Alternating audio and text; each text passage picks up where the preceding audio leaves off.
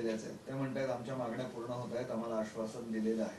आमच्या सुद्धा पूर्ण होत्यात, आमच्या सुद्धा पूर्ण होत्यात. 100% एक बी कुणबी रद्द होणार नाही. सरकारला त्याचे परिणाम भोगावे लागणार. सत्तेत राहून आंदोलन उभा करतो आणि रस्त्यावर उतरण्याची भाषा करतो वाघाची सिंहाची. तू मला जातीवादी म्हणतात त्यांचे काही नेते, सरकारमधले लोक मला जातीवादी म्हणतात, मराठ्यांचे सुद्धा काही म्हणतात. कोण जातीवादी? मी फक्त कणखर मराठ्यांच्या मागे उभा आहे म्हणून मराठ्यांच्या लेकरांचं गोरगरिबाचं कल्याण व्हायला लागले. हे पटत नाही काय मराठ्यांच्या नेत्याला? ते कणखर उभा आहे त्यांच्या जातीच्या मागं, मी कणखर उभा आहे. आता ह्यो जर रस्त्यावर उतरायची वाघाची भाषा करणार असला तर काय करू मी? मराठ्यांनीच उत्तर द्या मला. का हात बांधून बसू?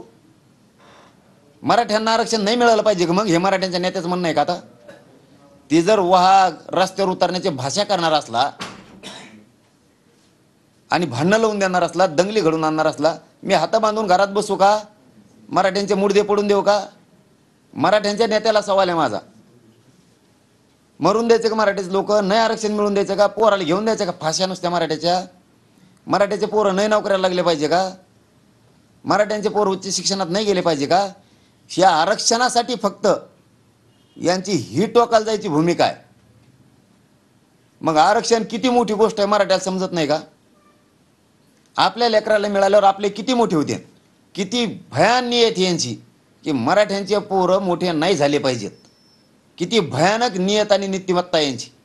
आणि संविधानाच्या गप्पा हाणतात. अभ्यासपूर्ण आंदोलन पाहिजे, संविधानाचं आंदोलन पाहिजे. काय संविधानाचं आंदोलन आहे का हे? अंधारातून लोकांना सपोर्ट करायचा इथून मागच्या आंदोलनात आता ओपन यायचं. बुरखा फाटला, बुरखा. मराठ्यांचं मतदान घेत होते गोड बोलून, गोड लागत होतं तवर. बुरखा फाटला. आता खरे चेहरे बाहेर आले यांचे. किती जातीवादी येते आणि मला जातीवादी म्हणता. मराठ्यांचे नेते जरा थोडे शहाणे व्हा. आता बघा यांचे वाक्य जरा वाचून बघा. इथून मागचे स्टेटमेंट, आताचे स्टेटमेंट. आणि काय करत नाही ते, काळजी नका करू, काय करत नाहीत. एकटेच 50-55% दाबून. हे जर आरक्षण असून हे टोकाला आपल्या वाटोळं करायला निघालेत तर आपल्याला नाही येन, ते आपला हक्काचं आहे. नाविलाज आहे. छगन भुजबळला घडूनच आणायचं तर त्याला मराठ्याचा नाविलाज आहे.